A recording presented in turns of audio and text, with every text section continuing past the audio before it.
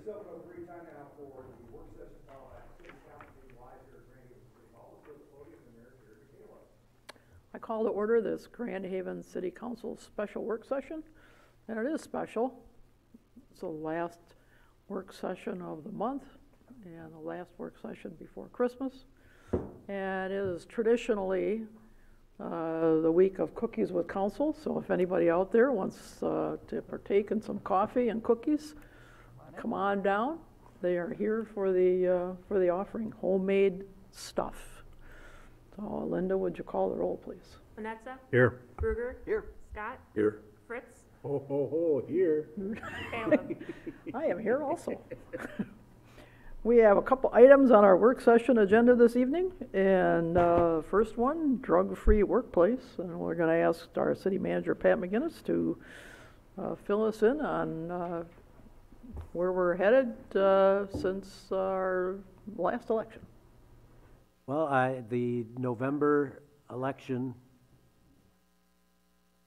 Is it? More in your mic. Towards me? Oh, I thought I was speaking right into it. Since the November election, there's been an awful lot of discussion about what's going to happen and how is Michigan going to change with this new law about marijuana being legal. And some of that discussion in Grand Haven has been how are we going to treat it, both regulation, from a regulation perspective and from a workplace perspective. The regulation perspective you guys answered very quickly at the second meeting of November. You had adopted an emergency ordinance to not permit any marijuana-related businesses in the city. We're the first in the area to opt out, is what people are calling it. And you know, with that, I think some of the discussion was that you're going to err on the side of caution, and it's easier to say don't allow it at all, and then see what happens in the future and see if you do want to allow it someday. But if you allow it, it would be hard to get back out of it, because then you've granted people certain property rights, and it would be very difficult to go the other way. So it was a safe and conservative way to go. It's kind of the same thing with the drug-free workplace.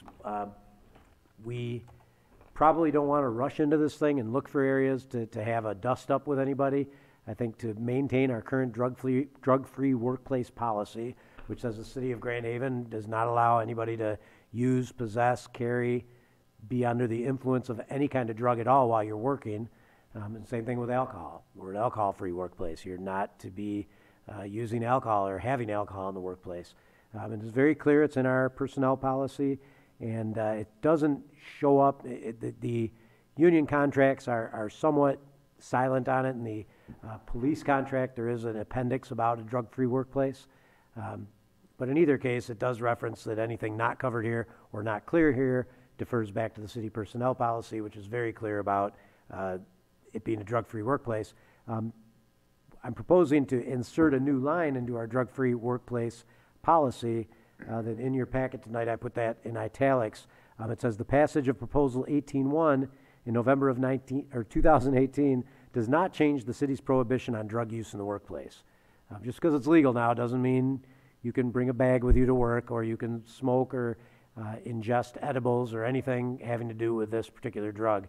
We are a drug-free workplace, and that won't be tolerated, and you'd be subject to discipline up to and including discharge if you are caught using or possessing marijuana while you're at work. You know, so we just don't want anybody to try to say later, well, nobody told me. You know, so I brought my bag to work, and I had a little bit during my coffee break. It's like, well, no, that's not allowed, and we want to be very explicit about that. We're currently looking at the union contract language and discussing random testing. There are different types of testing that we do and we have done. We do pre-employment testing before we offer somebody a position, or before the position is made formal. We might offer it, but a pre-employment drug screen is required. We also test following an accident when there's cause, when there's purpose for it. If you were at fault in an accident, we will test you. And finally, for suspicion is another. You know, if a supervisor has reason to believe somebody is under the influence, they can ask that person to report to workplace health, where they will be drug tested. Random is the more controversial one. Our commercial driver's license holders, people who hold a commercial driver's license, are subject to random periodic testing. Just about all of them have probably been pulled at one time or another.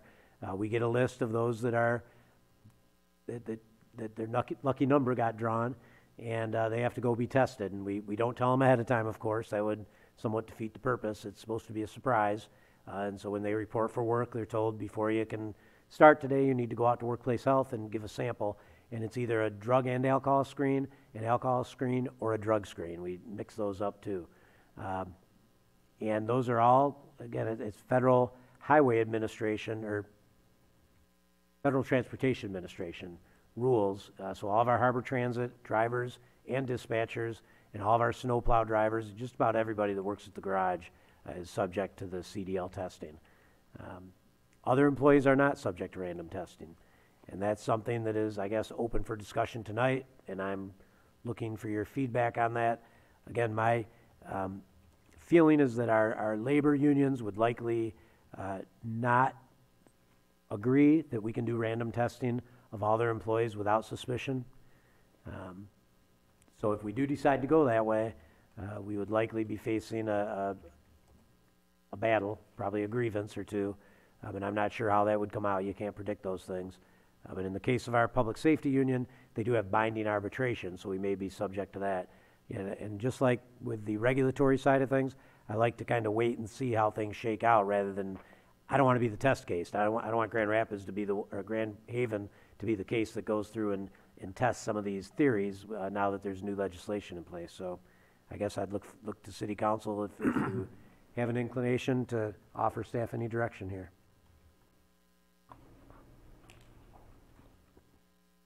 Well, personally, I think what you have written up here is appropriate and measured.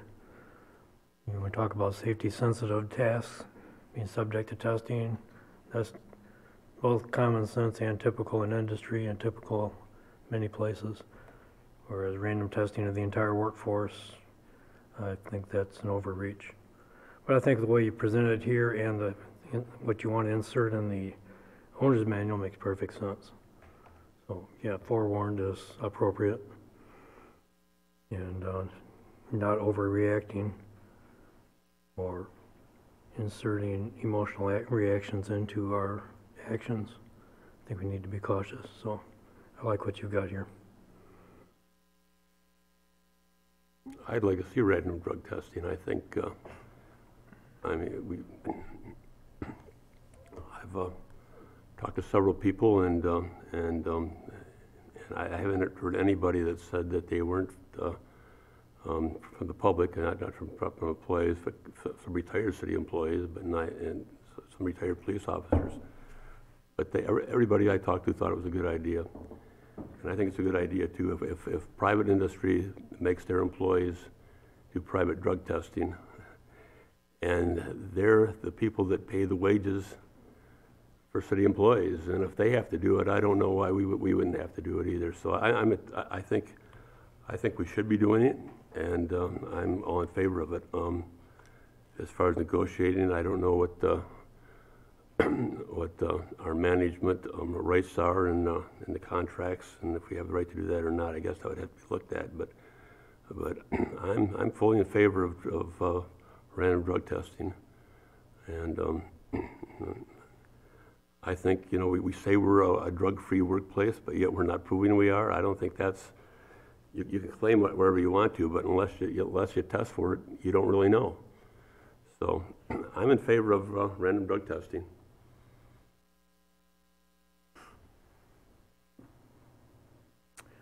I have to agree with Bob down there. I think we have a pretty good description on how, what, and when we do this. And also, especially when it comes to the safety-sensitive positions, that there we already have, testing for them already, and they have to go for it. Anybody with a CDL or anything in that order.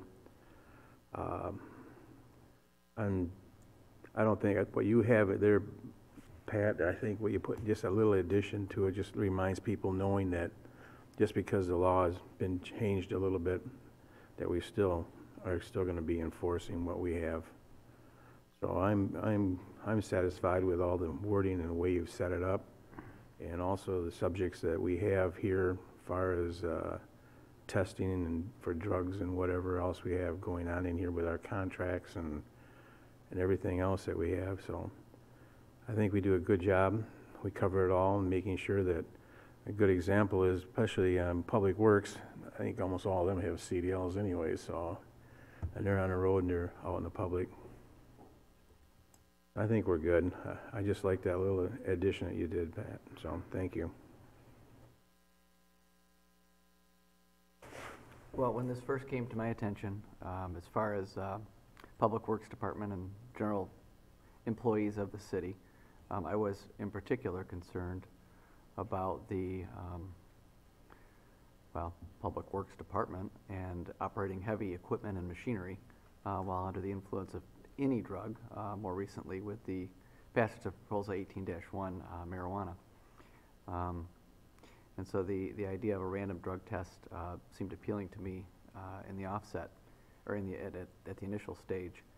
I think that if there is going to be likely pressure back from the union, or unions,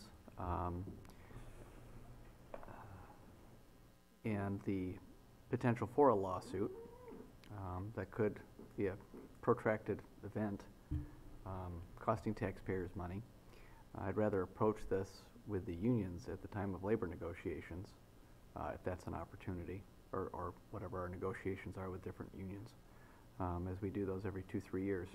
I understand that it's probably still unlikely, but I always appreciate asking people first whether they cooperate rather than forcing them to do so. I do have one concern with the way this is written, though, Pat, that I think could tighten it up just a little bit. This would be appealing to me at any rate.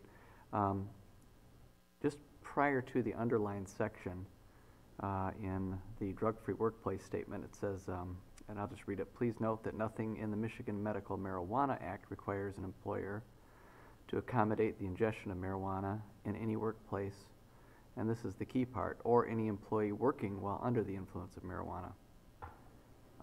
The passage of, I'd like some statement that also includes the, or any employee working while under the influence of marijuana at the tail end of yours. Because as I read that, there's a little bit of a loophole for somebody. Well, I wasn't at work when I was using the marijuana, and it's illegal, or excuse me, and it's legal for me to use it at home, so I went home and ingested marijuana in one form or another, and then I came back to work. And I know that that ought to be very black and white and ought to be very transparent, that that's not an activity that somebody should do, but if you read the very letter of this, it leaves a little bit of wiggle room for that. So I'd feel more comfortable if we tighten that up just a little bit with one more sentence. Maybe appear to be a little bit redundant, but if we're adding another sentence regarding the legalization of marijuana, I'd just like to have it a little bit tighter. But as far as random drug testing goes, in summary, I'm fine with the way that we're currently doing it, and I look forward to discussing that with the various unions as we go forward. In particular, I would imagine that our public safety department ought to be very willing to step up and agree to random drug testing if they're not already, because that would seem to be something that our public safety officers ought to be doing anyway. So there you go. Yeah, there's a lot of consequences to elections, and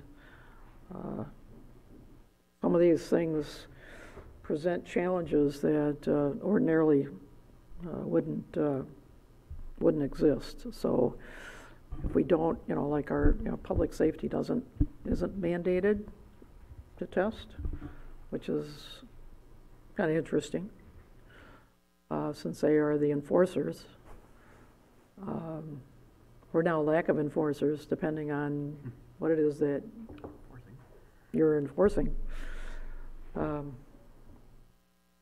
another thing I know Denny has brought up, like our water plant and our wastewater plant, where you're dealing with testing and chemicals, and where you are influencing a water intake of not just our community, but our surrounding communities. And that's not part of it either. And it just, and I've seen before where once something, quote unquote, something happens, then we, try to, well, how did that happen? But if, you're liable to a lawsuit if you're not proactive, and you're liable to a lawsuit if you're not proactive and something happens. It's interesting that the private sector can be more demanding than what the public sector can be, which is kind of strange since we're dealing with everybody's money. It's not why we should be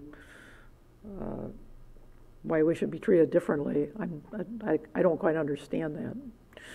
But what it comes down to basically is, once again, it's the courts that make decisions that ordinarily people should be able to make for themselves. And not sure that that's any way how things were ever intended to be, but in this litigious society, that's kind of the way things work out. So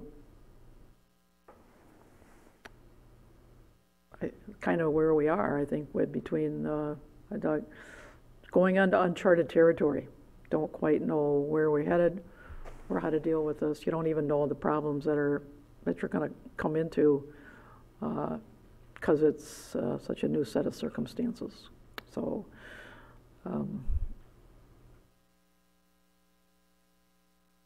and if it's something that has to be negotiated, it'll be interesting to see how those kind of things happen. At this point, whether I don't know whether this is. I know what I'd like to see happen. I'd like to see a world where people don't need this sort of stuff to make themselves feel good. I've seen enough bad things happen from people that become drug dependent or even experiment. But it's where we are. A lot of other people say, "Hey, it's my rights, my freedom." Well, hope things work out for you. But as far as this is concerned, as to how we treat it, it's kind of like it's no matter what you do, it leads you into different circumstances and different alleys. So I guess at this point, I think we're going to go forward with what we have, and see where the road leads us. I like to try to listen for commonality where all five of you seem to be in agreement. Would be that if we simply ask our public safety and public works collective bargaining units if they would agree to random testing of safety critical positions as a start. I think if we go in and say we're doing it, we're likely just in the early stages of a fight over it. Why not just make the formal ask? And I don't know that anybody would object to that, or because it sounds like Denny has said he'd like to test everybody and have them random test. Something we didn't get into, and I don't think we want to get into tonight, is what do you do if you do random testing and you find a certain level of what is a legal drug? You can't assume they were doing it while they were at work, because it stays in your system for a good period of time. So you've discovered this person uses marijuana, but you can't say that they were under the influence while they were at work. And is that a violation, or is that a work rule violation at that point, if it's legal? I'm sure it's with the CDL. Yes. CDL, you're gone.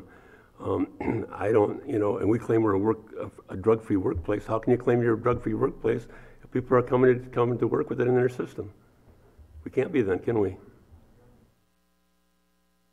Well, we're more concerned of whether they're under the influence while they're at work, not whether they used it at some past time. But yet in private industry, when they test, if they have in their system, they're either gone or they have to go through a drug rehab place for the first time, and then the second time they get a second chance.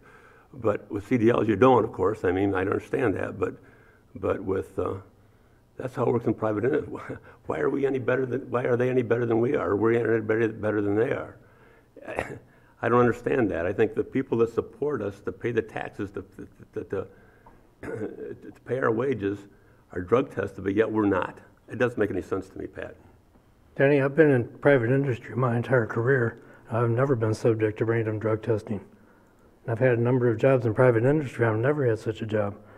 I've been tested initially when I started a job. I've been subject to testing if I had an accident, which I haven't, but that's one of the provisions. And if you do something that has past that suspicion, but no, that's not that typical in private industry. It depends on the industry.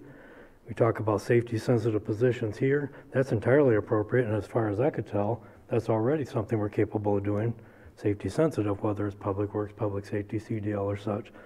But to test just simply everyone randomly, I don't know why you think that's so typical in private industry. Maybe you know a lot more people in private industry than I do. That's where I spent my life. We've got, where I work, we have one division where it's contractually obligated to random test people as a quality control measure for a customer. That's the only place, and I work for a pretty big employer.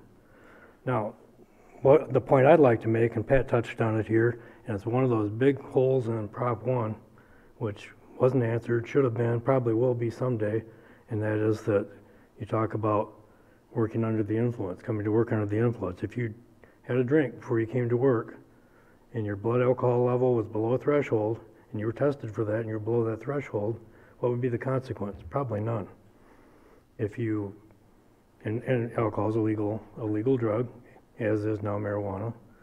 So if you come to work and you have some alcohol in your blood, but you're, let's say, 0.01 or some very low level, are you going to get fired? Are you going to get disciplined? No. Nothing will happen to you because you're not under the influence. So what's the threshold for marijuana? Well, marijuana has always been an illegal drug, so the presence of any measurable amount was always a violation because you used an illegal substance. That's not the case now. What we don't know, and what this Prop 1 never addressed, and somebody ought to address it before we get too deep into this, into our zeal for testing people, is what is the level of influence? And how does that relate to the metabolism of a person? How do you know if somebody who used marijuana last week and still has a trace of it in their blood is under the influence and it's affecting their job? That's the piece that is missing here.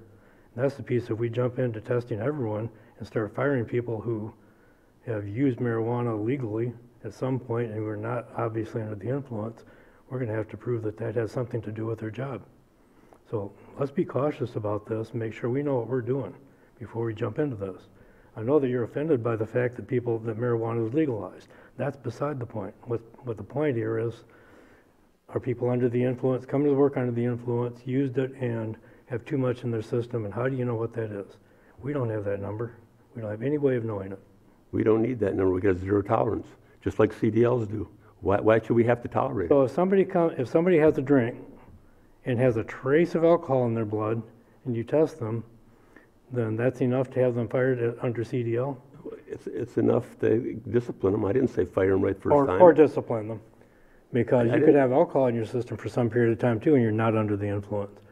So we're a drug hall and alcohol-free place, but we're going to tolerate it. You're gonna. That's what you're saying. It's okay. We're going to tolerate that. I'm saying that We shouldn't tolerate it. And I know three places, shops in town, big shops, that have drug-free workplace, and they do randomly drug test. So I don't know about your place, but I know 3 places in Grand Haven that do. well, they usually have. And you know, to me, it's just a no-brainer. Like I say, if this is a question of influence versus not tolerating any usage whatsoever, I think you're talking about 2 different things. Well, Pat, if somebody comes to work and they're suspected by their supervisor to be tipsy, I don't know, under the influence of alcohol presently, what is the process as far as, you know, do we take them to a workplace and have a breathalyzer test or a blood alcohol level test done,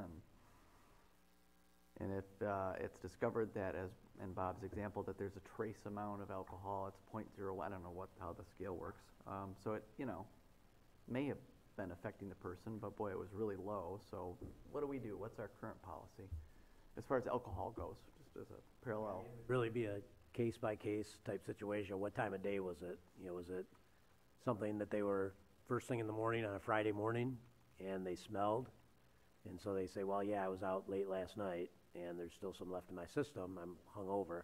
They would likely be counseled, coached, maybe referred to the EAP, that, you know, it's probably not okay for you to be out the night before work and showing up at work with that much alcohol. You know, it would really be a case-by-case thing, so it's not automatic discipline, it might be counseling, but it really does depend on the individual circumstances, I think. But certainly if they were I don't remember what the legal limit is, .08? Whatever it is, yeah. Yeah, whatever the legal limit is, well, that's the decision's been made. They're currently under the influence, they're intoxicated, and if they're a CDL driver, that they can't keep their license, I believe. Is that right, Denny? If you're What's that? CDL and you come in and you test positive for alcohol and you're You're over the done, legal you're limit, done, absolutely. Yeah, Zero tolerance, zero. lose your license, and now we can't use you anymore. Right, you're And we have had employees that have left us under those circumstances in the past, where any trace at all, they can't work here anymore. And we haven't had to tell them that, they know. They've lost their license, and we just say, well, you don't have a CDL anymore, and you can't drive our snowplows. So I hope that answers your question. Yeah, it does, and I'm trying to draw a parallel with HTC, or THC, excuse me. And as we've pointed out, there's no, Bob has very succinctly pointed out, there's not a scale, there's not a system in place right now to measure the amount of THC. And guess what? It's 7:30, we gotta, I could ramble on, but at any rate, I think to sum that up, if, I would like to see that we have a similar policy in place with any legalized substance that alters one's ability to perform a task, and what is true of alcohol and how we handle that. I would like at a minimum that it be the same with marijuana. So there you go. All right. All right, at this point, we will break into our work session. Well, we have more to discuss, but we will stop at this point momentarily and start our Grand Haven City Council meeting, and we will come back to our work session items shortly. So at this point, Linda, would you call the roll for our City Council meeting? Netza? Here. Bruder? Here. Scott? Here. Fritz? Here. McCallum? Here. Invocation this evening will be given by Pastor Tim Taylor, Hope Reformed Church, Grand Haven. Please remain standing after the prayer for the Pledge of Allegiance. And before I pray, can I just say thank you? I get to leave after I get done praying every time with my family, and you guys stay and continue to do what you do for our city, and I'm grateful. I was at my father-in-law's funeral a couple weeks ago. He lived in Ludington, and he loved Ludington passionately. And the one thing that we argued about more than anything else was who lived in a better city. I think I won. So I love where I get to live. And Well, thank you for what you do. we thank you for coming out on a cold night, leaving your family to come and lead us in the invocation. And before you go, please take some stuff home to your family. I'm good. I've been losing weight. I don't need to gain it. Thank Oh, you. well, how about your wife and kids? But, you know. Let me pray. All right. God, I thank you for the ability that we get to live in this great city. God, I am grateful for the people that govern and make the decisions for us so that we can live in such a great town. God, we thank you for the people that work here, even beyond, that do all the work that is unseen and even those that are seen. God, we pray that as they continue to make decisions, that you'll give them wisdom, that you'll allow them to make decisions that will provide the best happiness and the great safety for this city. Again, Father, we're thankful for all that we get to do, and we're grateful for your love for us. It's in your name. Amen. I pledge allegiance to the flag of the United States of America and to the republic for which it stands, one nation, under God, indivisible, with liberty and justice for all. Thank you and good night. Man, he's off. So, on the approval of the consent and regular agendas, are there any changes? I have none, Your Honor. Anybody up here want to suggest a change? No. In case I need a motion to accept the agendas as presented. So moved. In support. Been moved and seconded. If there are no comments or questions, then we will vote on the agendas.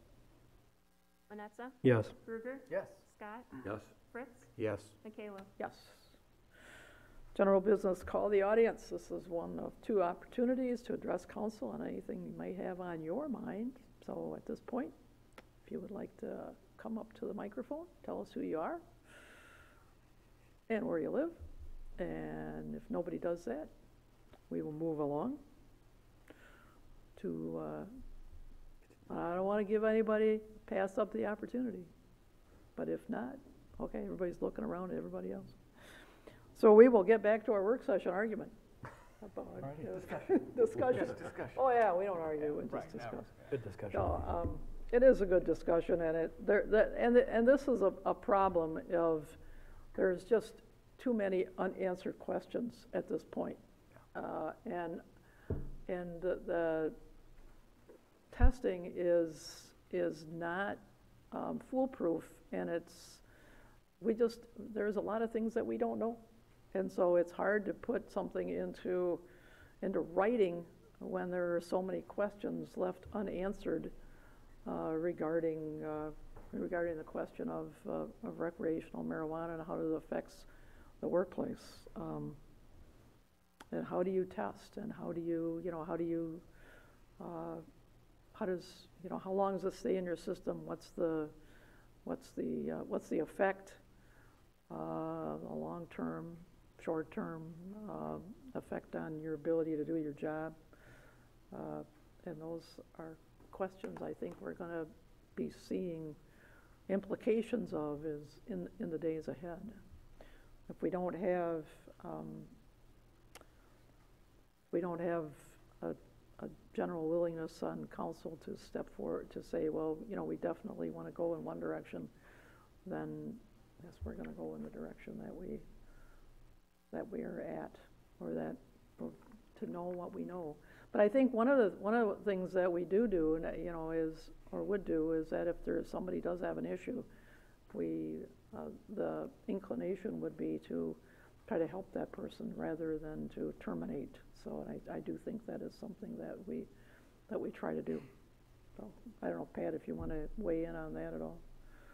No, that's, we've got a fantastic staff, and that's something it was underscored to me, because I've been, with staff, I've been being a bit of a devil's advocate and arguing this out. We've had, not arguing, discussing, because we have some of these same types of discussions. Staff level, not everybody agrees on everything, and so that's true on our staff too. And one thing that I was reminded of is we're very fortunate. It's very rare. We don't have a lot of problems with this. We've not had suspicion of employees that are showing up under the influence. And when we do, it's dealt with effectively at the supervisor-employee level. You need help. You're going to lose your job if you don't straighten up. And it doesn't get to my level, and we don't have a test because they get the help they need, because we've got a good employee assistance program. And these are valued employees. We have a big investment in every one of these people. And when you invest several years and they've got all this experience, they're doing a great job for you, it's a shame if they go out and make a bad decision and end up losing their job because of it. So, it's a constant, I think, discussion that's being had throughout the organization that I don't necessarily know about. And that's what I got reminded of, is that communication is excellent, day-to-day interaction. They are literally in each other's faces, riding in the same cab with one another and seeing each other every day. And they know when somebody's behaving in a way that isn't normal. And they help each other. I think we've got a great team in that respect. So, knock on wood and be happy we're blessed with such a good team. And this hasn't been a big concern. I think it is in many workplaces. So I don't mind continuing the discussion with the labor unions, because right now we are not proposing to randomly test what I would consider some safety critical positions, like somebody that works in a lab that is introducing chemicals into our drinking water. That seems very safety sensitive. So we want to talk to the union about that, rather than just show up and say we're randomly testing and start a fight. Let's talk about it and see if we can get some of these workplace areas to sign on voluntarily and say, yeah, we're drug-free workplace. Let's agree to random testing. And so we'll try it that way, and I'll just keep you posted. And I'll change the policy a little bit. I agree. It says can't have drugs at the workplace. It doesn't say I can't walk off workplace during my lunch hour and get all hopped up and then come back. Well, okay, we got to clear that up. So I will clear that up. and it'll be coming back to you. Typically, we like to have the city council vote on the personnel policy, any changes we make to it. So we'll do that probably next meeting. All right. All right. So our next point of discussion, because we're not going to argue about it, are our goals for next year. That's the second part of our work session, the goal review. And so we came up with, there's a list here of 12 goals, and we're told we can't accomplish that many goals, so we need to cut that number down to a manageable number so that they actually get accomplished. So that's, I think, going to be the decisions that we have to make as to which one of these are the 6 or 7 lucky goals that are going to make it to the finals. So, but I'm going to leave that up to Pat to lead us through the discussion. Well, like you said, I'd just like to try to narrow things a little more. I just cut it off kind of arbitrarily at the 13 level and only listed 12 of them, but I did give you the whole list of everything that got prioritized. There's been some discussion that some of these things may fit together nicely, where we could have an iteration of, for example, just charter amendment or clean up charter language. So we're not talking about anything major, substantive, changing the way we do local government, but maybe just clean it up. And it'd be pretty easy, just so we try it, see how it works, get rid of the municipal court reference, and get the election date language consistent with what the current state election law is, be formalities, and maybe that would be an easier goal. Housing affordability, Jerry was talking about housing affordability and parking being zoning issues. And maybe we just want to talk about the zoning ordinance amendment for now and plan to tackle some of those housing affordability and parking things within that zoning ordinance. But, those are some of the things you might want to offer me tonight so I can take some notes and then maybe come back with an actual list of a certain number of goals and see if it's something you want to wrap your arms around.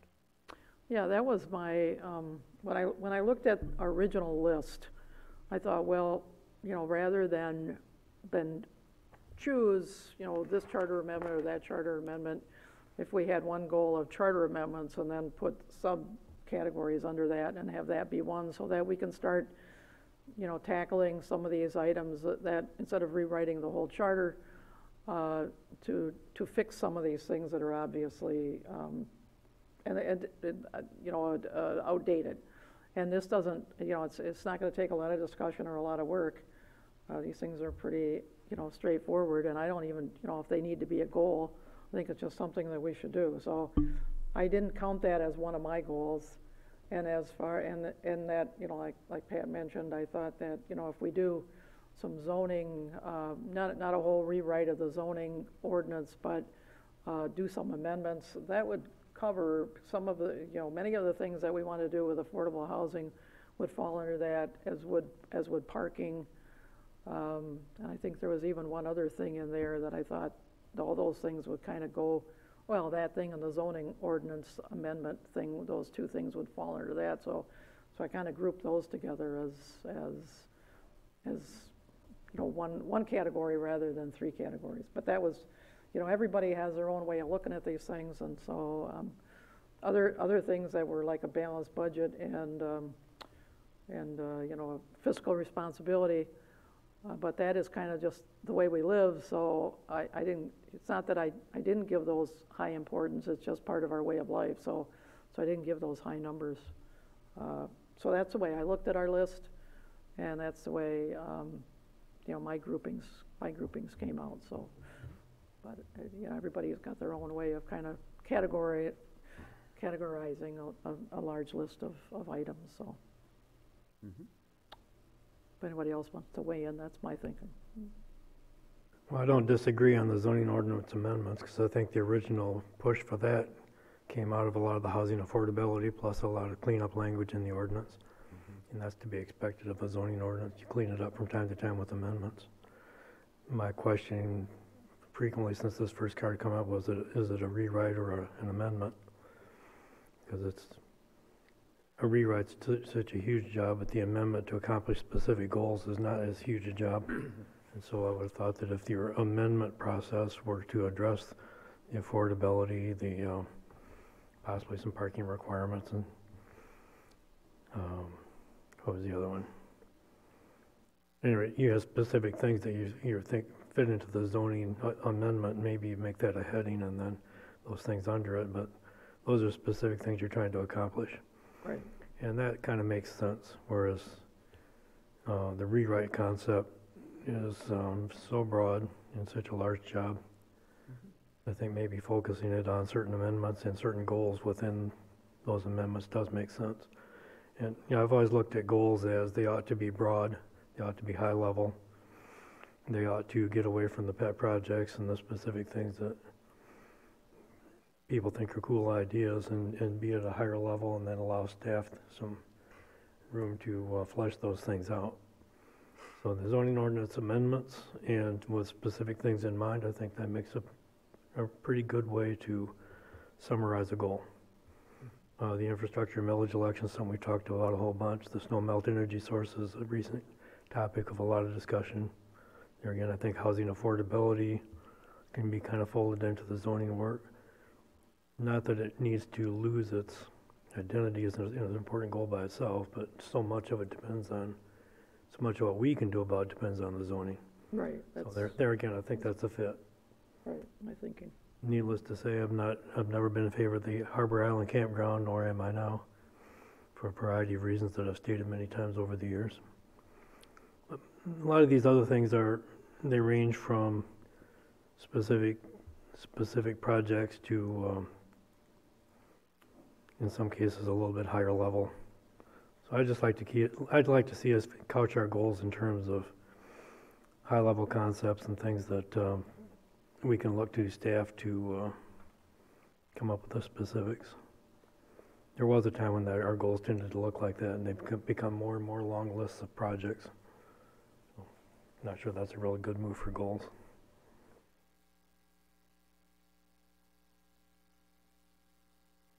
Well, I'm drawing lines on mine right now. Sorry, enjoying the fact that I found a new function with my computer. I agree with Jerry and with Bob as far as combining some things, and I think the election, yeah, everybody said the same thing about the charter amendments. I think put those under one heading and get those done. That's low-hanging fruit. The housing affordability, again, I think falls definitely under the zoning ordinance amendment. And I think tonight, if anything, as far as Bob's concerned, is about zoning rewrite or amendment. I think the concept of a very in-depth rewrite got 1 point, which was my 1 point, and then our top number got 34. So I think we are communicating clearly to the city manager that we don't want to rewrite the entire zoning ordinance.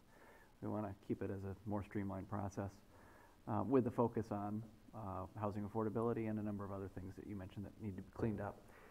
As far as the snow melt, for me, I didn't rate that one personally because I feel that falls under the local energy production as a part of those. So I see those two as going together. I know there's some nuance with that, but that seems to go hand in hand because we need energy to melt snow, and that's a part of how we're producing our energy. So I put those two together in my head. And then the only one that I'm not sure fits entirely into zoning, although I think zoning is a piece of the puzzle, is the parking.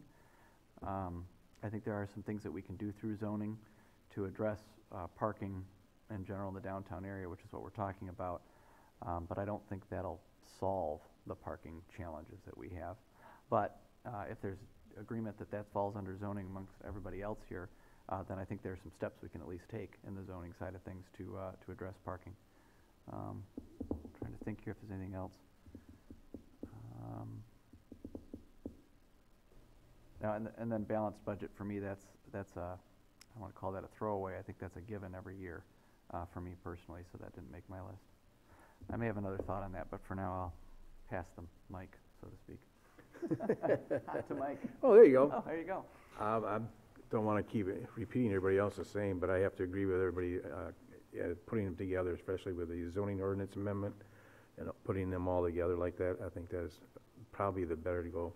I don't want to see a rewrite. I remember going through the rewrite. It's really long and in-depth, so. And also, Josh, I have to agree with you. Local energy production along with the snow melt, they could probably group those two together. We can by looking at this, I'm pretty sure, balanced budget, yeah, I rate it pretty high, because I always want to make sure it's a pretty good, we always have a balanced budget, I'm pretty making sure that we have it. I know Jim is pretty adamant of making sure it's balanced for us, but it's just like they're keeping it in his face, saying, yes, I'd really like to have that, but if you want to take that one out, that'd be one less on there, but it sure is nice to let them know that we are still want to make sure it's balanced. Because we can have a lot of demands, and sometimes it's up to us if we want it balanced or not. It comes down to what our demands here at council is. That's what I remember our good finance director telling me, he can do anything you want, but it's up to you how you want to do it and where you want to spend the money at. But I have to agree, if we just regroup these, you can come up with 6 or 7 of them then if we do it that way. I agree. I think that's a good way to do it. I think the municipal court and the election amendment thing can, under the charter, can be done without calling that a goal. I think we can just get that done. And as far as the zoning ordinance and the affordable housing, I think you can group those together too. I agree with all that. And of course, our infrastructure millage, that made number 1 on the top of the list here, and I think I'm glad to see that's on the top, because I know that's an important issue right now, and we still need to keep going with our infrastructure issues, and we have a lot to do out there yet, so hopefully we can get some more done. And the snow melt and generation of electricity, I don't know if I want to put those together or not. I mean, they're both separate issues really, but I think we need to keep those on the forefront, just to let the Board of Light and Power know that we're still concerned about those, and we're still we got that on the top of our agenda to make sure we're getting those done. Harbor Island Campground, I think that'd be a good goal to have too, and start the process anyways.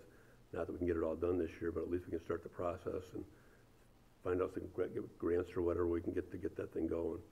It'd be good to get that thing off the ground. So, but other than that, I think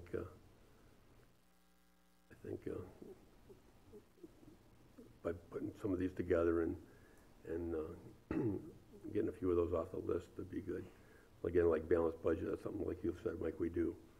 And I agree, that's something we do at budget time, and we make sure that's done. And Jim's been doing a great job for us at that, so we can really get that off there if we want to. But again, we just wanted to show that it is important to us, and we want to make sure that that the public's aware of that too, that we are concerned about how we treat the money that's comes into the city and how we handle it. So, but we can again address that at budget time instead of making that a goal.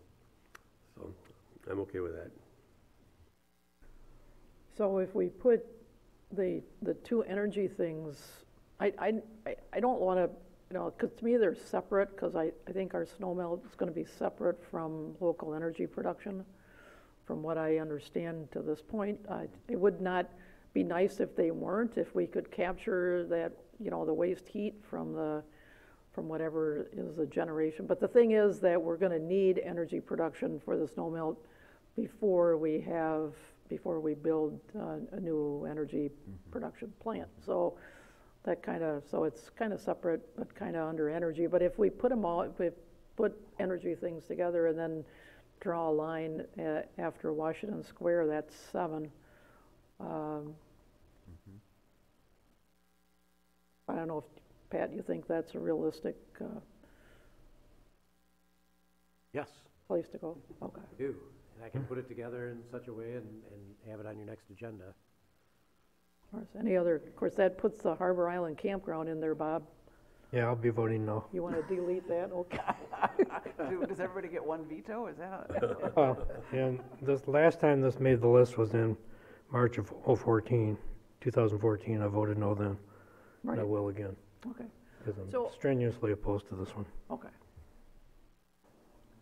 But I also agree with you when you say that snow melt and energy production are 2 different things. Right. They're going to be phased differently. They're going to be different source. the capacity to produce energy will not necessarily produce a single bit of energy for snow melt. Right. So those are different things. Just a comment, if I may, the intent of these goals is to tell staff what you would expect us to be working on. Run the whole city, get everything done, and here are some other things that are in our expectations. If you put local energy production with capacity for snow melt, we're not really going to be doing that. We're not gonna build a power plant. Right. Or Right. build a snow melt boiler. We're sending a message to one of your departments, and also telling staff, work cooperatively with them to do whatever you can to clear the way for that. Right.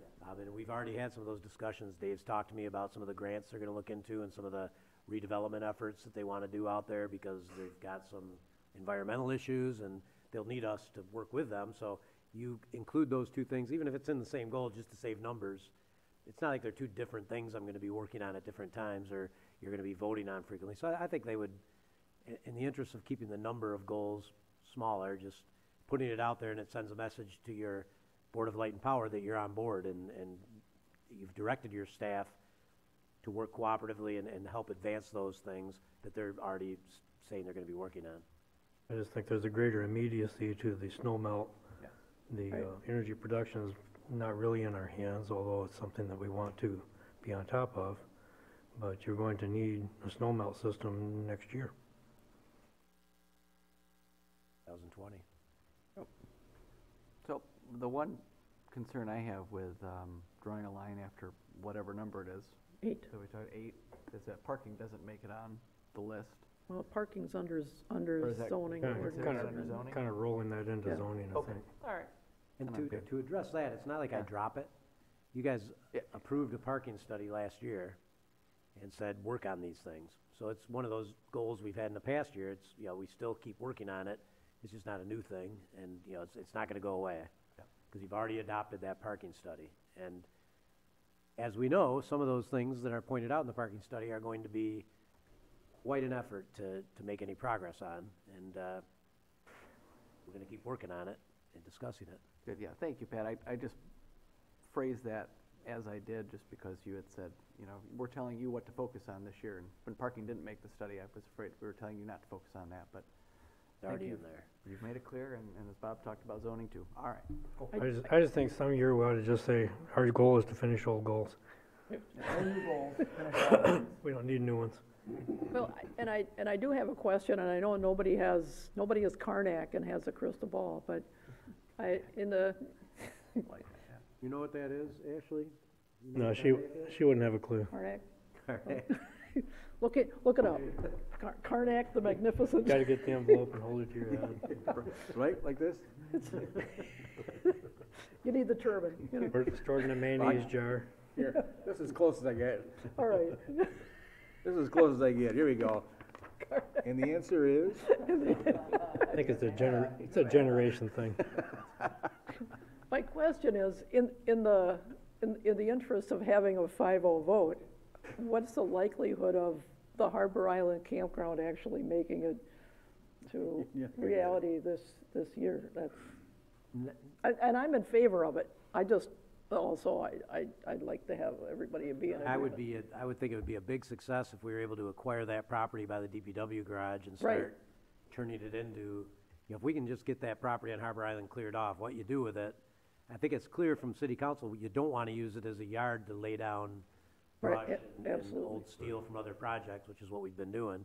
So we want to get that cleared off. Well, in order to do that, we've got to get some real estate, so we're working on that. So if it's prepare Harbor Island property for Isn't that- future use. Isn't that one of our old goals? It is, and we're still working on it. Okay. Finish all old goal. I see what you're But saying. yeah, but as far as actually moving ahead with an application for a grant for a campground, Okay. we could do it. It does, if it's not in the goals, doesn't mean you can't do it. Right, okay. All right. I'm just saying, in the interest of unanimity, since it's the Christmas season, I just thought I'd throw that olive branch out there, but whatever. Okay, so are we're situated? Pretty? All right, so then we can, That's one way to put it. I'll turn the page and we will move on to the consent agenda. This is to approve the special council work session and regular council meeting minutes of December 3rd, 2018. Approve the bills memo in the amount of $1,015,490.27 and authorize the financial institutions for city investments and depository services for calendar year 2019. Is there a motion? So moved? Support? It's been moved and seconded. Anybody have comments or questions on any of these three items on the consent agenda? Are these the same financial institutions that we've dealt with for the past number of years? Is anything different? I don't believe so. You don't believe they're the same?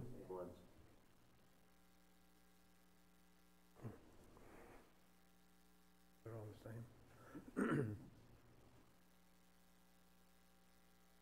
Any other questions? No. No? Okay. In that case, we are ready to vote. Kruger, Yes. Scott, Yes.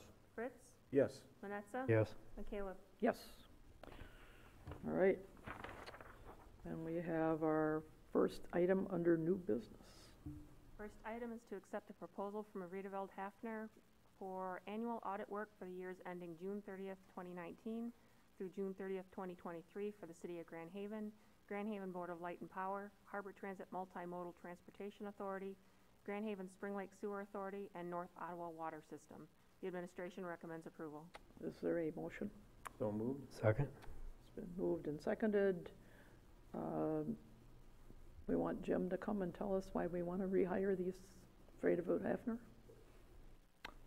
So I didn't want him to come out on this frosty night just for no reason. I'm delighted to be here, thank you. This is really a little bit unusual for the city in that normally every number of years you go out and get a bid for various services and that kind of thing. With the auditing, when I first arrived here, we had already had a 15-year relationship with Plant and Moran, and we carried them for another couple of years, and then it was decided it was time to at least look at the market and see what is going on. The other criteria being that you want to make very sure that the relationship between city administration and the auditors is appropriate. The auditors work for you, they don't work for me. They don't work for the city manager. And so occasionally you want to look at having that changed. Now, some companies have a number of auditors on staff, they're larger companies and that kind of thing, and they can set up a whole new group of staff members internally within their firm, and that I've seen done elsewhere. I haven't seen it done here. We've morphed a couple of businesses into other businesses, which then became our auditors and carried forward for a while. 5 years ago, we did do a bidding process, including the controller of the Board of Light and Power, and we determined that Riedeveld Hafner would be appropriate for our use at this time. And we've finished 5 years of service from them, and you've seen 5 years of unqualified audits and good accounting procedures being followed and the rest of that. The concern here is that there is a strong potential that the three highest positions in the finance office are all eligible to retire within the next 5 years. And it really isn't appropriate to move an auditor as well as move an auditor out, have a fresh auditor, and then have fresh staff coming in at the same time. And I say that from experience, only from the opposite standpoint. I was here after Plant was here for a while, and then we changed to a new set of auditors. And that first 2 years was pretty tough to make sure that the auditors understood what all the little intricacies that we have here in Grand Haven. Remember, I always think of Grand Haven as being a city of a population of roughly 30,000 because of the complexity of our accounting versus the population of 11,000 that we currently have.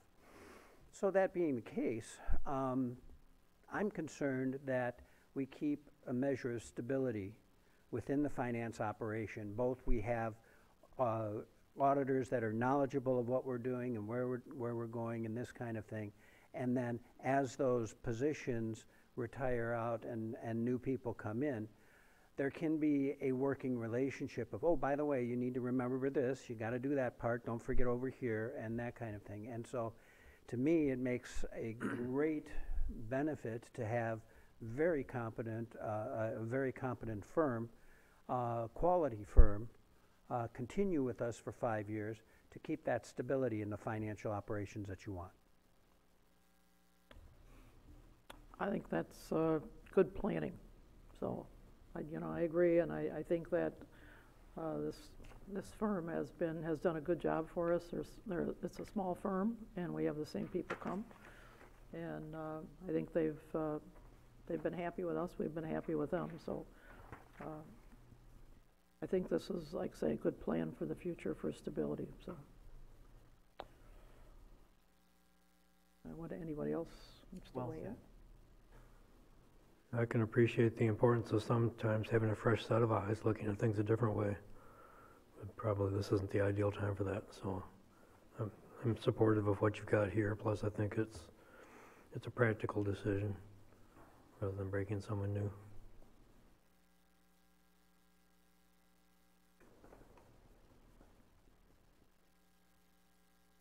Good? I'm all set. All right, I think we're good. Thank you. I think we're ready to vote.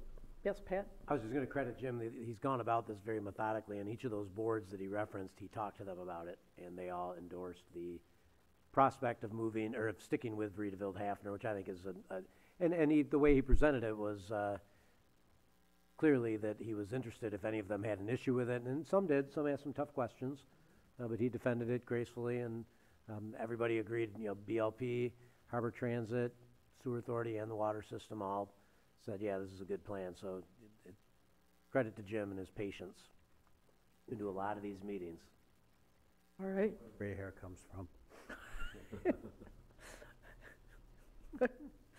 So you're not just sitting there staring at your two computer screens all day long. You're out there beating the bushes. Oh, I'm actually thinking every once in a while. It's scary, but I can still do that. Yeah. In between making cool graphs. All right. I think that's part of the thinking. Well, we appreciate you, Jim. And I think we are ready to vote then. Scott? Yes. Fritz? Yes. Vanessa? Yes. Bruger? Yes. Yes. McCaleb? Thank you. Thank you. Merry Christmas. And item B. Item is to support the need for MDOT, local governments, and transportation agencies in Ottawa County to begin evaluation of the proposed M231 Phase 2 route in the southern portion of the previously identified proposed alternative FJ1 bypass, which is 96th Avenue to I-196. The administration recommends approval. Is there a motion? So moved. Support. It's been moved and seconded. Roger Bergman, our Ottawa County representative, county board, was here last meeting to present this resolution to encourage MDOT to continue on with development of 231 to completion. And so what's our light in this, or our role in this, is to also advocate for this. So this is we're putting this forward as that we're on board with. We want to save our boulevard. Want to see this completed all the way from Holland to 96, and but in the meantime, we also want to save our own boulevard. So we won't know how much traffic is really diverted off of 31 until M231 is complete. So it's in our interest and in the interest of the travelers to advocate for this. And if they don't buy up land now, it's going to be a whole lot more expensive later on. So, any other comments? Oh, I would agree. I think this is I would hope that this would be seen by MDOT as a clear message that the city of Grand Haven is not interested in any significant changes to the boulevard until M231 Phase 2 is completed, and reassessment of the traffic flow after that's completed is done. Period. That's it. I'm voting for it. And I think the point of this, as we discussed last time, is that MDOT's not in a road building mode and may not be for some time. However, we want this to be possible to build, so we have to preserve this route. And with potential of development along portions of the route, it's important to get that foothold in there so that it can be done later. Because otherwise you forego your options. I think, I travel on 231 between 45 and 96 quite a few times, and the other day I was on it, next Sunday I was on it, and there's quite a few cars traveling, more than I would thought would ever be on there. I think it's relieved a lot of traffic, but not half as much as what we can get if we go towards Holland further, and I think we need to push that as much as we can to get that road going south and see if we can relieve some more traffic coming through town.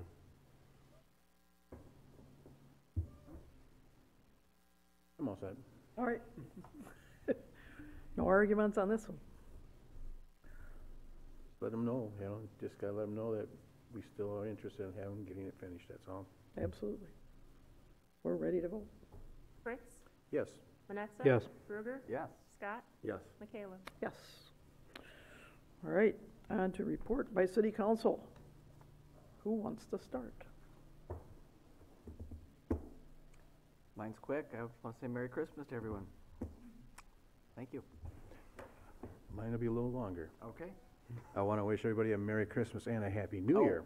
All right. Seeing that we're not going to be here, this is our last meeting for the year, so as it goes, Merry Christmas and a Happy New Year. And don't forget the ball drop. Oh, yeah. We all have that famous ball drop we have, so please come down in attendance. It is famous.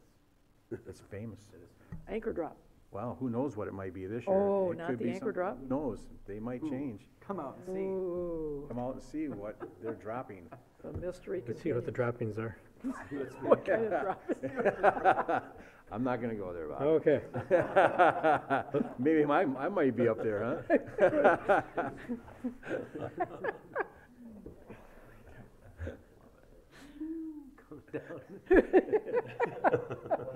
You never know, Oh, Pat. man, the vision's in your head. Well, that's a scary thought. Go ahead. Okay, I just want to say the same thing, Merry Christmas and a Happy New Year, and I wish everybody in Grand Haven the best, and we just got through another year, and the good things happened in Grand Haven, more infrastructure work done, and we messed up the traffic a little bit again, but things are going good, and I think overall, Grand Haven's a little further ahead this year and a little better off this year than we were last year. Well, in addition to Merry Christmas, Happy New Year, and all that stuff, I will make note that I attended the Planning Commission meeting last week, so I actually did something outside of here. And I listened to a lengthy discussion about a variety of issues, including some public hearings and such. The one of notable interest to us is, of course, the Peerless Flats proposal, which was the Planning Commission recommended preliminary site plan to council, and we'll be holding a public hearing on a vacation of Elliott Street. So it was an interesting discussion. There was a lot of public comment, some positive, some negative. A lot of it having to do with the aesthetics or the perceived density, and a rather interesting idea about creating some kind of access through the middle of this development for public pedestrian traffic, which I'm not quite sure I followed the whole idea. But the point is that it has been heard by the Planning Commission. The public has been heard there. We'll be hearing it as well, and it will be coming to us soon. Not sure when, probably along with the vacation of Elliott Street. I would think you would not have one without the other, although Planning Commission is dealing with them on two separate meetings. So that's in the works. It's coming to us, and I'm sure that we will be getting a lot more detailed information before we have to discuss it in our meetings. So, and I think that's all I've got. Right. Yep, I was there for most of the planning commission meeting. Well, I don't know about most, because I was there for part of the planning, and I heard a lot of the comments, so it's always interesting. Planning commission is an interesting interesting things that they have to hear and decide upon. So it's it's, interesting projects going forward. Also, yes, Merry Christmas, Happy New Year. Personally, I miss the Dewey Hill. I miss seeing the camels and the angels, and it's pretty quiet up there. So something that I can show pictures to my grandkids, but they can't take them down and look at it, and I find that sad. Other than that,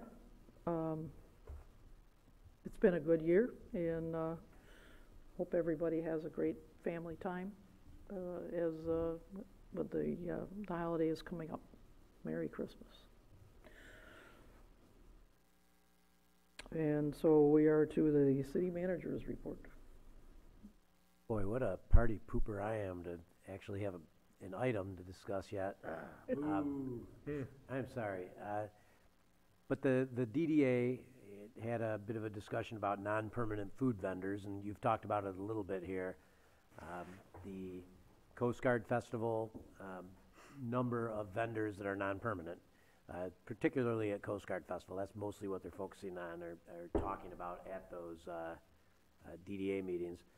So they did, at their last meeting, actually passed a resolution. I'm trying to get it open here. I believe I included this in your packet. Yep.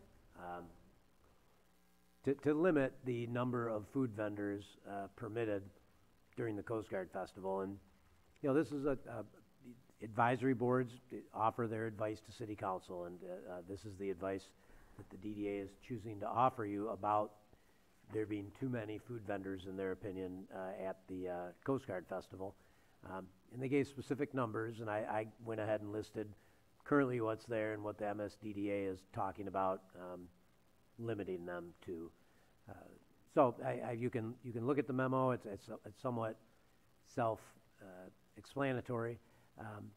If you decided you did want to institute some limits, there's a couple ways you can do that. On public property, you could just limit the number you allow the Coast Guard to have. When they, probably immediately we'd advise the Coast Guard Festival that you had decided that you were going to limit it to a certain number so that they could move forward with that number in mind. As far as private property goes, that's a zoning ordinance issue. Currently we issue a temporary use permit, and as many as they can reasonably fit within code, they can fit on their property. So that's currently the only limitation. But any number of things you could do if you did decide that you did want to regulate these, the sooner you would let me know, the better, because then I can get things teed up and get them back to you. But I wanted to get you that DDA recommendation because they're intending to make this something that would be effective in 2019. And in fairness to private property owners and the Coast Guard Festival, we'd probably want to let them know as soon as possible if there are going to be some limits. Perhaps one thing you would consider is drawing a line in the sand, saying what you had last year is grandfathered, or that we think it's gotten big enough. We don't want it to get any bigger than what it was, and that would at least not turn the clock back. Also, if you did put restrictions in place, for example, we've got a private property owner that has, I think, 4 different ones on their property. You could say, well, we're going to have a new ordinance that says you can only have 1 temporary use per property during Coast Guard Festival, but if you had more prior, you're grandfathered, so that it just doesn't grow any bigger. If you wanted to recognize that some were already doing it. So many different things you can do. I'm willing to bring each one forward or none of them forward, whatever you direct. There's also the idea of perhaps you want me to do more homework. Go out and find out, are these claims that business is down because of all these additional vendors? Should we get some more data behind that? Let's see, what are the numbers? Are your bricks and mortar taxpayers suffering because you're allowing too many of these? And if so, let's see the numbers. And I don't have that for you yet. I would have to work to get that. Also, the possibility of saying, well, if your business is suffering, maybe you need to do what they're doing, get outside, and maybe you loosen things on the existing ones. So you say, well, existing bricks and mortar owners, we're going to give you some room out on the sidewalk or out in the street. We're going to block off an area. You can go ahead and set up a food trailer out there, and you can sell stuff. So now you are getting a piece of the action if that's what you're worried about. So quite a discussion, as you can imagine. I think the DDA just launched it and launched it into your court. So you've got a recommendation from your DDA. I stand ready to move forward on some, all, or none of what they're asking you to do. I have a series of questions. First of all, how many people attend the Coast Guard Festival? What's our average? According to the study we did, During we the think- Saturday, on that Saturday, that they're really complaining about it because they have so many, but during the Coast Guard Festival, we end up with how many? the best number we have throughout the whole week, we had somewhere north of 600,000 people. Okay, you get 600,000 people, then it's all about, the Coast Guard Festival and everything is all about family, and that's what it's all about. The Coast Guard family, honoring our Coast Guard and stuff in that order, if I remember correctly, that's what, I had the Battle of Bands at one time, and they told me that it really didn't fit the criteria of being honorable to the Coast Guard, so I understood it and I said thank you. But it's all family and everything on that order. How many of those restaurants sell elephant ears, deep fried turkey legs? I mean, how many of them, if it's family, we're attracting families here, how many of them can actually afford to go to the carnival, have their little kids ride their rides, and go sit down in one of our restaurants and have a dinner that the kid's not going to eat the full meal that costs them anywhere between $16 and $22 a plate, where they can go and have something else? I don't think the vendors themselves, maybe put a limit on them, but I don't think the vendors themselves are dipping into their tills, because you're right, Pat, they're not offering the same thing that the restaurants are. The restaurants, if they want to complain about not getting people in there, I mean, I always see them pretty busy, to be honest with you. I walk through there every day. I live right down in that area. But we have to remember, a lot of these vendors and that are paying money to the Coast Guard Festival. They're paying them for that, which takes care of Coast Guard families. They put on a whole bunch of different things. They donate to a lot of different things and help out around here. Be careful of what you ask for. If you start cutting their feet off, pretty soon they're not going to have any legs to walk on. If we start doing that, where are we going to go with this festival? Do you want this festival or not? Okay. If you don't want it, keep going this route we're going. Sooner or later, you're just going to cut them down and not going to have the income that they need. We need to be very cautious on how we approach this situation. Those vendors down there don't sell the same food. I mean, I see 3 or 4 of them with elephant ears and crazy things that you see at carnivals, and that's what you see. Those are what kids like. They're not going to sit in a restaurant and go down and have themselves a 4-course meal and eat it all. So I think maybe just put a limit on what they had this past year and see how it goes from there. I'm not in favor of monkeying with it too much. If you start tweaking things and thinking too far ahead, then you're thinking too much. And pretty soon the festival will not longer be what we have. That's what I'm afraid of. Well, I think actually getting more data is a good thing. And I don't know how to say that it's cheaper. I don't know if an elephant ear is what, $6-7 or something. So it's not like this is inexpensive food. But you can share it with them all if you want. Yeah, to. that's true. Yeah, But- you have but it's carnival. It's four carnival. people It's- eating your elephant ear, but it ain't cheap. The other thing that there was a couple of other things connected to this, not just the food vendor thing. Number one is garbage. Is that there's a tremendous amount of garbage that goes along with all this stuff. So that's another issue that needs to be addressed, is where does the garbage go, and how much is out there, and does it go to all the dumpsters that they don't help pay for? So I think garbage disposal is a big issue here, as well as how many of these vendors can you cram into one town for a limited period of time, so that the whole town looks like a carnival. And I'm not sure that's the other thing that we want to project. So I think those were a couple things to keep the town looking classy And the other thing is garbage collection, not just the amount of business that this is taking away from our brick and mortar stores who have to survive all year long, and try to run the gamut of the food vendors that just pull in and skim off the top. So yes, it is a different kind of food, and but everybody is trying to make money off of this. But our local restaurants also need to be able to make money off of this. But I think having some actual data would be very helpful in determining all these questions, like where is the garbage going, and how many vendors is too many vendors. I don't know if we have the answer to that, or what how much is the hit on our brick and mortar restaurants. Well, I think we need numbers on that. I did notice a business in our town that actually has made a business out of it. It's called Righteous Cuisine. They have their own food truck. They actually even set themselves up in with the Armory, and they also have their place on 7th Street. So they have learned to adapt to the now society where food trucks or whatever you want to call them, but anyways, they adapted to that whole society, what we have now. That's the up-and-coming thing. You go to Grand Rapids, Muskegon, anywhere you go, you'll see them all over. So businesses need to adapt, and competition is good. And as we all know, I have competition in my business, and I'm open for it. It's always good to have competition. It makes you a better person.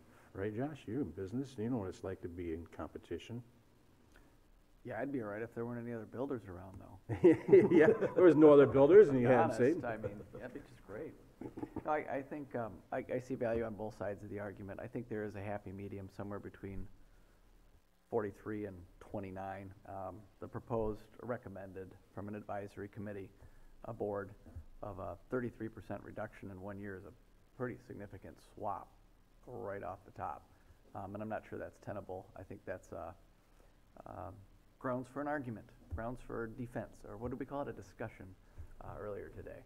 I don't know, this morning sometime. At any rate, I think there's a good happy medium there. I like the idea of getting some more numbers and some more research. If the theory is, as far as sales go, we're going to see a curve, one of Jim's curves, where the proliferation of vendors is going to go up and the sales in food is going to go down. And if that is not evident, then clearly they're not associated. I can see some pros to the elephant ears being downtown, because folks may come in to buy the elephant ears and they want to get an ice cream cone after that, and they wouldn't have come in to eat at Snug Harbor because they weren't looking for a steak, they were looking for elephant ears.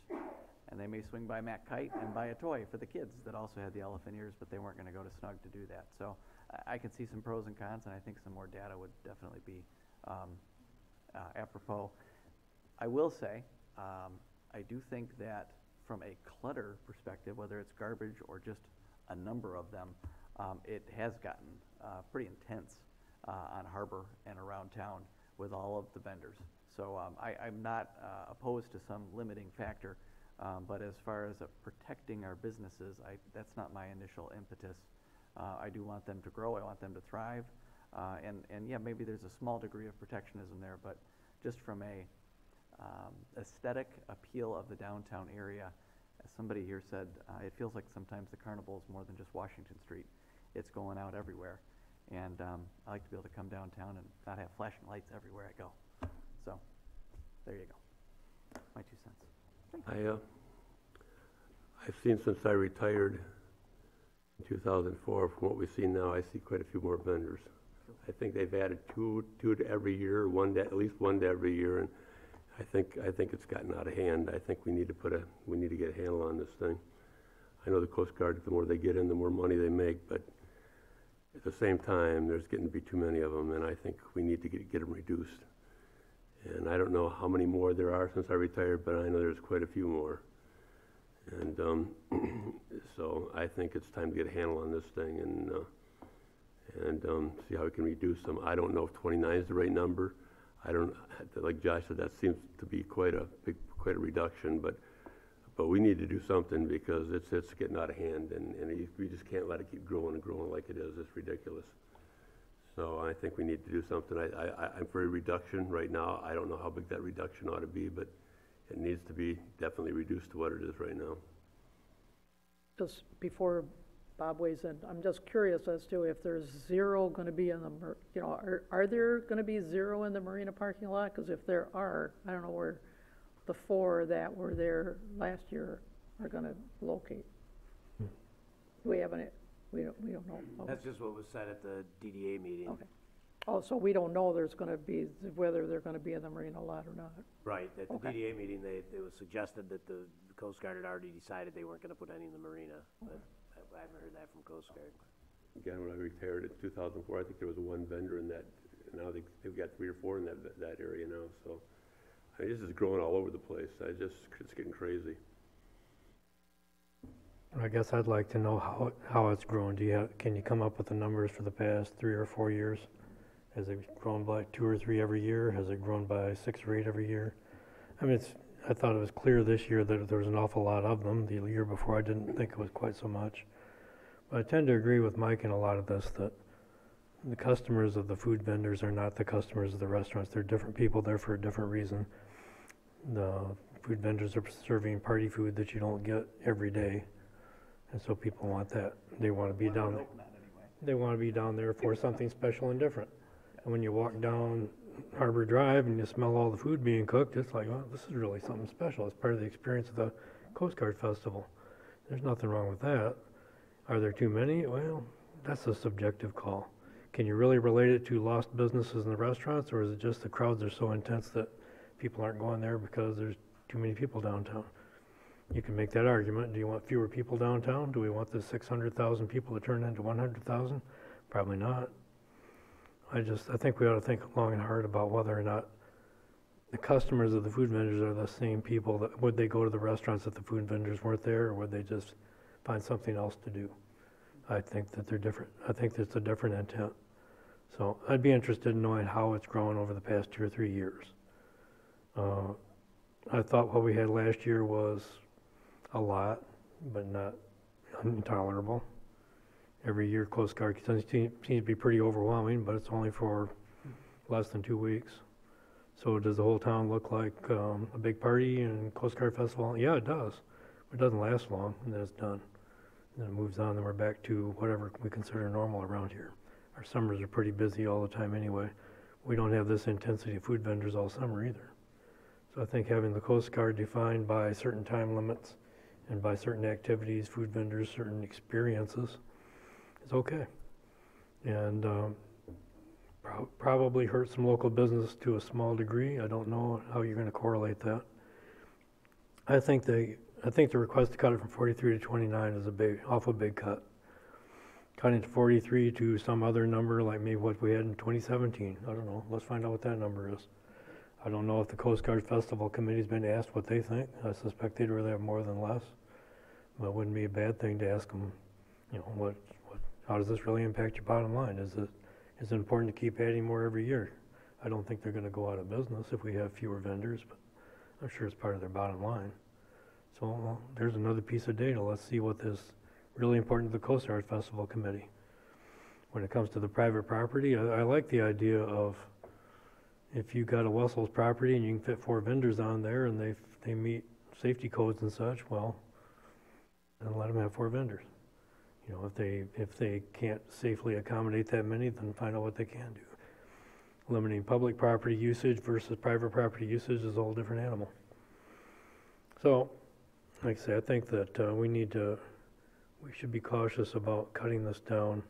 There's probably some room for some reduction, but there's probably also a recognition should be had that the Coast Guard Festival is a special time-limited event where this kind of activity is probably okay, and it's probably not too much. Is it out of hand? I don't know that it's out of hand, but I think that you probably don't want to become 63. So maybe not more than we have now is possibly the best answer. Maybe not more than we had a year or 2 ago might be a good answer. Like Jerry, I don't turn down data. I like to see data, but I think we should go into it with the recognition that these food vendors are there for a reason. They're part of the experience, part of the festival, and that we don't want to say that they're not welcome and that there's, that they're hurting the town, because I don't think they are. So let's get more numbers. Let's not be too quick to make cuts, and let's get all points of view, not just one.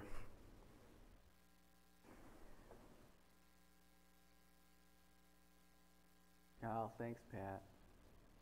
Happy New Year. Oh, and Yeah, man, we all in Oh, sorrow yeah, now. Merry Christmas, too. There you go. Merry Christmas, Pat. Bah humbug, right? oh, I do have one more thing. Yeah. Oh, geez, make it even better yet, huh? Making requests, 5 requests from 5 elected officials for the playlist on New Year's Eve while we're waiting for the ball to drop. Oh. One song that you think should be played. Hopefully it's something, a crowd pleaser, you know. All Lang Syne has got its place, but it doesn't get the kids hopped up. They don't jump around to that anymore. Well, you can't play it 6 times over and over and over and over? If I get 5 of those, I'll be in trouble. If you've got a fun song, if maybe one of your family members or somebody else has a special song and you could ask for it, and then when you're down there, you can say, look, I did this for you.